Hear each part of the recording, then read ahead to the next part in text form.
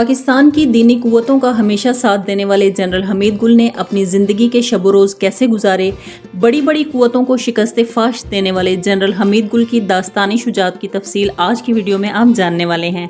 उन्होंने पाकिस्तान मुखालफत का बदला लेते हुए रशिया के टुकड़े टुकड़े कैसे किए, जनरल साहब बेनज़ीर भुट्टो की मुखालफत क्यों करते रहे और उन्होंने रेहाम खान के हवाले से क्या इंकिशाफात किए थे। आगाज़ यूट्यूब चैनल की इस न्यू वीडियो में खुशामदीद और मैं हूँ आपकी मेज़बान साइमा मंसूर। नाज़रीन, गाज़ी अफ़गानिस्तान जनरल हमीद गुल 20 नवंबर 1936 को सरगोदा में पैदा हुए। वो मशहूर पश्तून कबीले यूसुफ ज़ई से ताल्लुक़ रखते थे और उनके आबाओ अजदाद सवात में आबाद थे, जो बाद में पंजाब आकर ज़िला सरगोदा में रहने लगे। हमीद गुल के वालिद मोहम्मद खान किसान थे, थोड़ी बहुत ज़राई अराज़ी थी और खेती बाड़ी किया करते थे। हमीद गुल गवर्नमेंट कॉलेज लाहौर से इंटरमीडिएट करने के बाद पाकिस्तान मिलिट्री अकेडमी काकुल चले आए और यहाँ से उनके फ़ौजी कैरियर की शुरुआत हुई। 1965 की पाक भारत जंग में हमीद गुल चविंडा सेक्टर में टैंक रेजिमेंट की कमांड करते रहे। सन 65 की इस जंग का शुमार जंगी तारीख में टैंकों की खौफनाक तरीन लड़ाइयों में होता है। अगरचे चविंडा की लड़ाई में दोनों तरफ का नुकसान हुआ, मगर हमीद गुल की हिकमत अमली के बाइस पाकिस्तान ने कामयाबी के साथ अपनी सरहदों का दिफा किए रखा। उन्होंने 1971 की पाक भारत जंग में भी अपनी बहादुरी की दास्तानें रकम की। 5 जुलाई 1977 को जनरल ज़ियाउल हक ने भुट्टो हुकूमत का खात्मा करते हुए मार्शल लॉ इम्पोज कर दिया। उस वक्त हमीद गुल ब्रिगेडियर के ओहदे पर अपनी जिम्मेदारियां निभा रहे थे।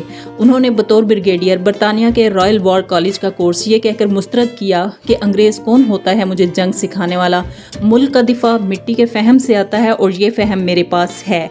हमीद गुल की फौजी सदर जनरल ज़ियाउल हक के साथ अंडरस्टैंडिंग थी, क्योंकि दोनों का ताल्लुक आर्म्ड कोर्स से था। 1980 में मेजर जनरल हमीद गुल को मुल्तान में आर्म्ड डिवीजन का कमांडर मुकर्रर किया गया।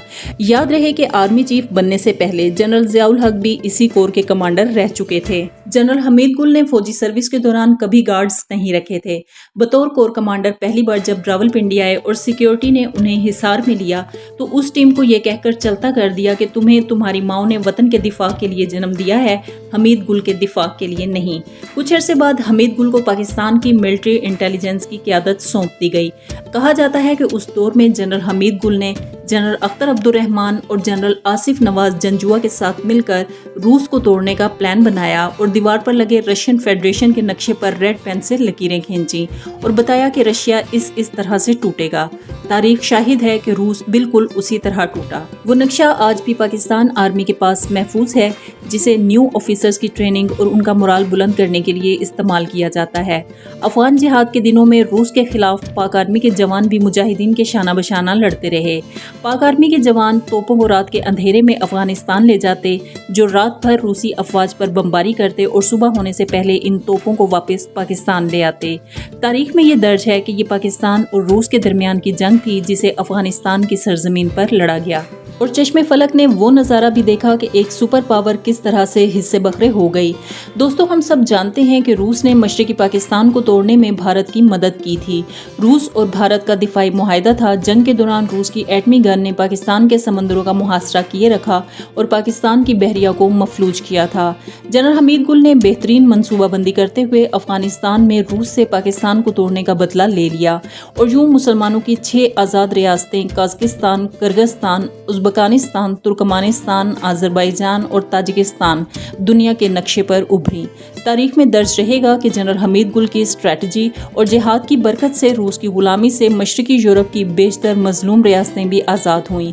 रूस जिस रियासत में दाखिल होता है वापस नहीं निकलता, दुनिया में फैलाए गए इस झूठे स्लोगन का खात्मा हुआ, क्योंकि वो जलील होकर अफगानिस्तान से निकाला गया था। मार्च 1987 में जनरल अख्तर अब्दुर्रहमान को 8 बरस तक ISI की सरबराही के बाद chairman joint chief of staff committee बना दिया गया, तो उनके मुतबादल के तौर पर जनरल हमीद गुल को सामने लाया गया और उन्हें ISI का डायरेक्टर जनरल मुकर्रर कर दिया गया। जनरल अख्तर अब्दुर्रहमान के हवाले से मैं आपको बताती चलूं कि उनके दोनों बेटे हारून अख्तर खान और हुमायूं अख्तर खान इस वक्त पाकिस्तान में सियासत कर रहे हैं।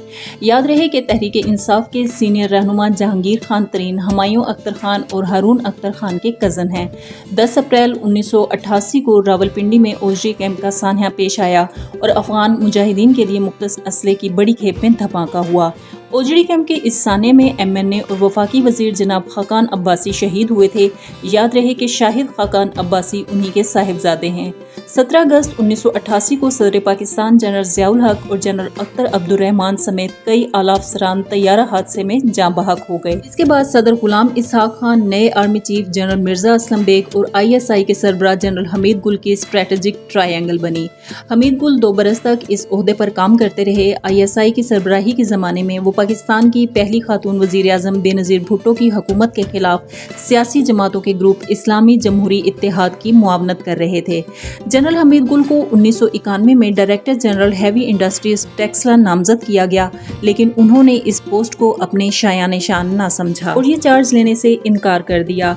तब उन्होंने कहा था कि मैं फौज में टैंक बनाने के लिए नहीं, टैंक चलाने के लिए आया हूँ।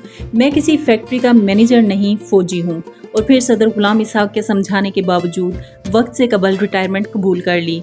कहा जाता है कि अगर जनरल हमीद गुल वक्त से कबल रिटायरमेंट ना लेते तो वो सीनियरिटी बेस पर 1-2 अटेम्प्ट्स के बाद चीफ ऑफ आर्मी स्टाफ बन जाते। जनरल साहब आर्म्ड सर्विसेज से तो रिटायर हो गए, मगर सर्विसेज मरते दम तक देते रहे। हिंदुस्तान टाइम्स ने ये खबर लगाई थी कि जनरल हमीद गुल रिटायरमेंट के बाद भी भारत के लिए हाजिर सर्विस दुश्मन साबित हुए। अपनी रिटायरमेंट के बाद जनरल हमीद गुल ने एक मसरूफ जिंदगी गुजारी। वो मिली यकजहती कौंसिल के ज़ेरे एहतमाम प्रोग्रामों में भी शिरकत करते और इत्तेहाद उम्मत के लिए आवाज़ बुलंद करते नजर आए। उनका एक तारुफ दिफाई तज्जिया निगार के तौर पर भी था। पाकिस्तानी प्रिंट और इलेक्ट्रॉनिक मीडिया भी आपके कदरदान थे। अक्सर औकात उनके तज्जिए अखबारात की जीनत बनते। जनरल हमीद गुल के मुताबिक 9/11 का वाक़या यहूदियों की मुसलमानों के खिलाफ साजिश था। अमेरिका के बारे में कहते थे कि अमेरिका ने अफगान तालिबान का बहाना बनाकर पाकिस्तान को निशाना बनाया है। हमीद गुल फौजी सदर जनरल परवेज़ मुशर्रफ के खुले मुखालिफ थे, जिसका अंदाज़ा आप यूं लगा लें कि एक मौके पर जनरल मुशर्रफ ने चिढ़कर उन्हें रिटायर शुदा दानिश्वर कह डाला। वो अदलिया बहाली तहरीक में भी शामिल रहे। अक्टूबर 2007 में जब बेनज़ीर भुट्टो ने अपनी 9 साला जिलावतनी के बाद पाकिस्तान आने का ऐलान किया तो उन्होंने जनरल मुशर्रफ को खबरदार किया था कि अगर पाकिस्तान में मेरे साथ कुछ भी होता है तो फलां शख्सियात इसमें शामिल होंगी। बेनज़ीर भुट्टो की इस लिस्ट में जनरल हमीद गुल का नाम भी शामिल था। यही वजह थी कि बेनज़ीर भुट्टो की शहादत के बाद आसिफ अली जरदारी ने अमरीकी जरीदे को दिए गए इंटरव्यू में कहा था कि हमीद गुल दहशतगर्दों के सियासी गुरु हैं। जरदारी दौरे हुकूमत में जनरल हमीद गुल दिफाई पाकिस्तान कौंसिल के जलसों में सबसे आगे नजर आते थे। नाज़रीन, मैं आपको ये भी बताती चलूँ कि दिफाई पाकिस्तान कौंसिल में शेख रशीद, एजाजुल हक, मौलाना लुधियानवी समेत कई दीनी, सियासी और समाजी तंजीमें शामिल थीं। उन्होंने तहरीके नौजवानाने पाकिस्तान की बुनियाद रखी, जिसकी सरबराही आजकल उनके साहिबजादे अब्दुल्ला हमीद गुल कर रहे हैं। जनरल हमीद गुल ने तहरीके इत्तेहाद के नाम से एक सियासी जमात भी बनाई थी, मगर ये जमात इलेक्शन कमीशन के पास रजिस्टर्ड नहीं। 15 अगस्त जिस दिन भारत में योम आज़ादी मनाया जा रहा था, जबकि कश्मीरी हुर्रियत पसंद योम सियाह मना रहे थे, 2015 में उसी रोज़ जनरल रिटायर्ड हमीद गुल ब्रेन हैमरेज के बाइस 79 बरस की उम्र में अपने खालिक हकीकी से जा मिले।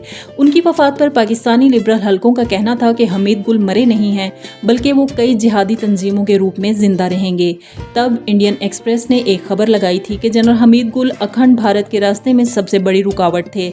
भारतीय सहाफ़ी गौतम शर्मा ने लिखा कि हमीद गुल इंतहाई बेखौफ इंसान था, जिन्होंने भारत के साथ साथ अमेरिका की मुखालफत भी मोल ली, लेकिन अपने मौक़िफ़ से पीछे नहीं हटे। जनरल हमीद गुल ने अफगानिस्तान में रूसियों के खिलाफ एक मजबूत मज़ाहमती दीवार खड़ी कर दी, तो दूसरी जानिब कश्मीर और भारतीय पंजाब में अलहदगी की तहरीकें खड़ी करने की कोशिशों का भी आगाज हुआ, जो उनका एक अहम कदम था। गौतम शर्मा ने तस्लीम किया कि भारतीय इंटेलिजेंस और अफवाज की प्लानिंग को जिस कदर जनरल हमीद गुल ने नुकसान पहुंचाया है, इतना नुकसान किसी और ने नहीं पहुंचाया।